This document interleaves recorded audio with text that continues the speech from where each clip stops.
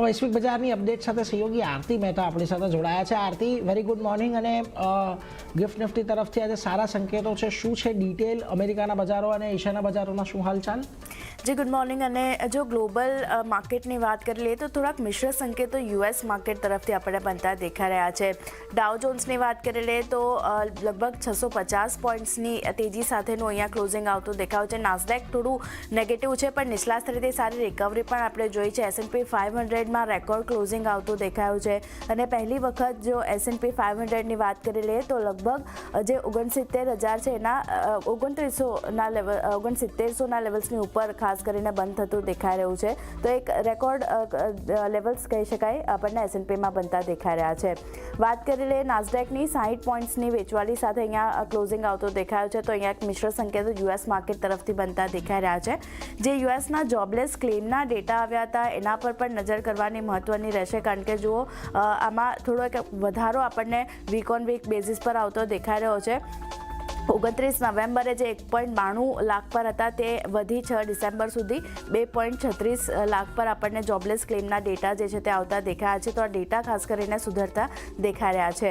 બીજી બાજુ આપણા માર્કેટ માટે જે ગેપઅપ ઓપન થાય તેવા સંકેતો અત્યારે બની રહ્યા છે. એનું મોટું કારણ મોદી અને ટ્રમ્પ વચ્ચે જે ફોન પર ચર્ચા થઈ છે તે આ બનતી દેખાઈ રહી છે. અમેરિકાના રાષ્ટ્રપતિ સાથે ઘણી બધી ચર્ચા અહીંયાથી કરવામાં આવી છે. પીએમ મોદી તરફથી કહેવામાં આવ્યું છે દ્વિપક્ષીય સંબંધોમાં પ્રગતિની સમીક્ષા ખાસ કરીને આ ચર્ચામાં તેમાં વચ્ચે થતી દેખાઈ રહી છે.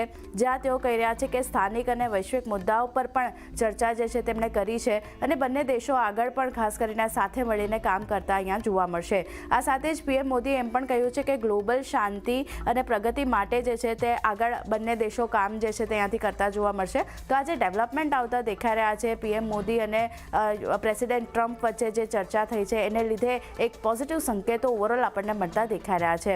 બીજી બાજુ બ્રોકર્સનું અનુમાન ખાસ કરીને માર્કેટ માટે અને S&P 500 માટે જે બનતું દેખાઈ રહ્યું છે એના પર પણ નજર કરવાની રહેશે, કારણ કે બ્રોકર્સ માની રહ્યા છે કે 7,000ને પાર પણ S&P 500 જે છે તે આપણને જતું જોવા મળી શકે છે. 2026ના એન્ડની જો આપણે વાત કરી લઈએ તો 6,500 સુધીના લેવલ્સ પણ અહીંયાથી આપણને S&P 500 બતાવી શકે છે. આવતા વર્ષે બજારમાં અમુક દબાણ જે છે તે થોડું ઘણું બનતું દેખાઈ શકે છે. અને ખાસ કરીને AI સાથે જે પડકારો જોડાયેલા છે એને કારણે બજારમાં દબાણ જે છે તે આપણને આવતું જોવા મળી શકે છે. બીજી બાજુ નવા ફેડ ચેરમેન પર પણ બજારની નજર આપણને રહેતી જોવા મળશે કે કોણ નિયુક્ત થઈને આવે છે અને તેમની પોલિસી કેવી રીતે રહેતી જોવા મળે છે. આ સાથે જ મધ્યસત્ર ચૂંટણીના પરિણામોને કારણે પણ બજારમાં ઘટાડો જે છે આવતો જોવા મળી શકે છે. બીજી બાજુ 3 વર્ષની જે સતત તેજી આપણે જોઈ રહ્યા છે ત્યારબાદ આવતા વર્ષે એક દબાણ ઓવરઓલ યુએસ માર્કેટ બતાવે. S&P 500ના લેવલ્સ જુઓ તો 7,000ની ઉપર આપણને જોવા મળતા દેખાઈ શકે છે. તો આ અમુક અનુમાન ખાસ કરીને બ્રોકર્સ તરફથી આવતા દેખાઈ રહ્યા છે, જેના પર ખાસ એક નજર રાખવાની રહેશે. પણ ઓવરઓલ વાત કરી લઈએ એશિયન માર્કેટની તો ત્યાંથી જુઓ એક પોઝિટિવ સંકેતો મળતા દેખાયા હતા. તાઇવાન, નિક્કેઈ, કોસ્પી બધામાં 0.5% વધુની અપસાઇડ આપણને બનતી દેખાઈ હતી. અન્ય ઇન્ડાયસીસની જો વાત કરી લઈએ તો ત્યાં પણ સંકેતો જે છે તે પોઝિટિવ સાઇડના આવતા દેખાઈ રહ્યા છે. માત્ર શેંઘાઈ થોડું નેગેટિવ છે, પણ સ્ટ્રેટ ટાઈમ સેંગસેંગમાં જુઓ 0.5% વધુની અપસાઇડ. તો એશિયન માર્કેટ તરફથી મજબૂત સંકેતો છે.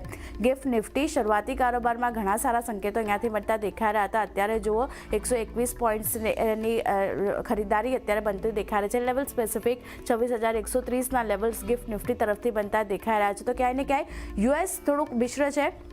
એશિયન માર્કેટ તરફથી પોઝિટિવ સંકેતો છે, પણ આપણા માર્કેટ જે યુએસ અને ડોનાલ્ડ ટ્રમ્પ અને પીએમ મોદી વચ્ચે જે ચર્ચા થઈ છે ફોન કોલ પર એના સંકેતોને ધ્યાનમાં રાખીને ખાસ કરીને આજે આપણે ગેપઅપ ઓપન થાય તેવા સંકેતો બની રહ્યા છે.